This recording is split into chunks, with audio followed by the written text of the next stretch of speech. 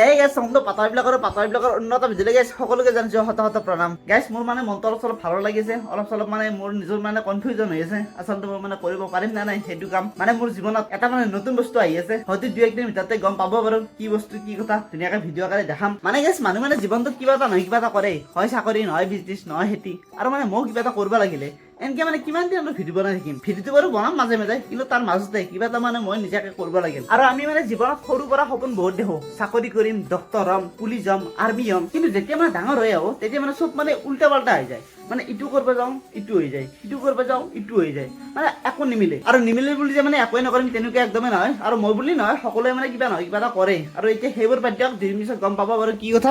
এতিয়া মানে 2 দিন পিছত ADR থাৰ্ড গ্ৰেডৰ এক্সাম আহি আছে, আৰু এইবাৰ মানে প্ৰথমবাৰ আমাৰ বৰ্ড দিব। কেনেকৈ প্ৰিপাৰেশ্যন চলিছে? মাছ ভাজাটো বাৰু ভাজি আছে, তেতিয়া খানা যাব, কিন্তু এক্সামৰ কি হ'ব?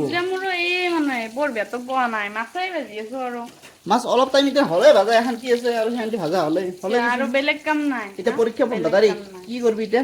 পৰীক্ষা দিবেই নাযাওঁ, মই পঢ়াই নাই।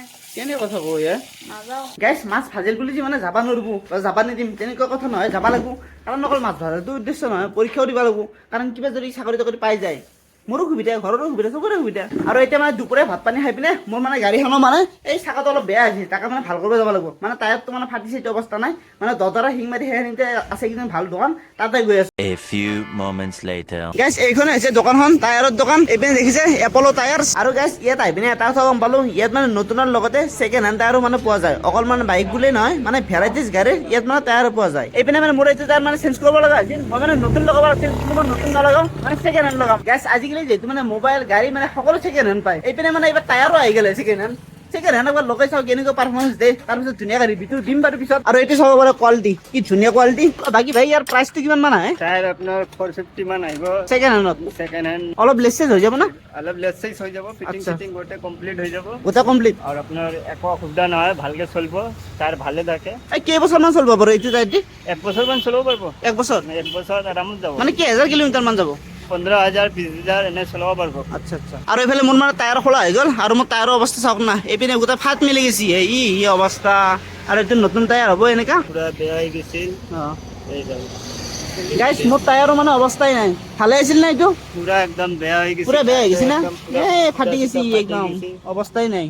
দেখছি না কি হৈ গৈছে? একদম চলাইছো দে আৰু গাইছ, 80,000 কিলোমিটাৰ মান চলাইছো কিজানি এক মই। বাকী এইটো যে টায়াৰটো মই দি যাম এতিয়া নাই, এইটো ৰিপেয়াৰিং হ'ব নেকি? নাই, এইটো ৰিপেয়াৰিং নহয়। এইটো নহয়, এইটো ডাইৰেক্ট ডেমেজ। ফাটি যাব পাৰে, এইটো স্ক্ৰেপ হৈ গৈছে, ডেমেজ ডাইৰেক্ট। পুৰা ড্যামেজ। আৰু যোনকে ডেমেজ নহৈছিলে মানে ক'ত ৰিপেয়াৰিং কৰা হয়? ভালকৈ ক'ত বনোৱা তাৰমানে?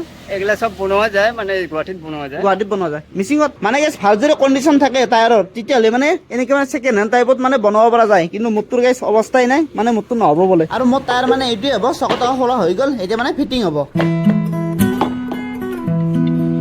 আৰু বৰ্তমান সময়ত ছেকেণ্ড হেণ্ড বস্তু মানে এনেকৈ মাৰ্কেট লৈছে, মোবাইলে হওক গাড়ীয়ে হওক, এইবাৰ মানে টায়াৰো বোলে বহুত চেঞ্জ কৰা হৈছে। মানে কি ক'ব।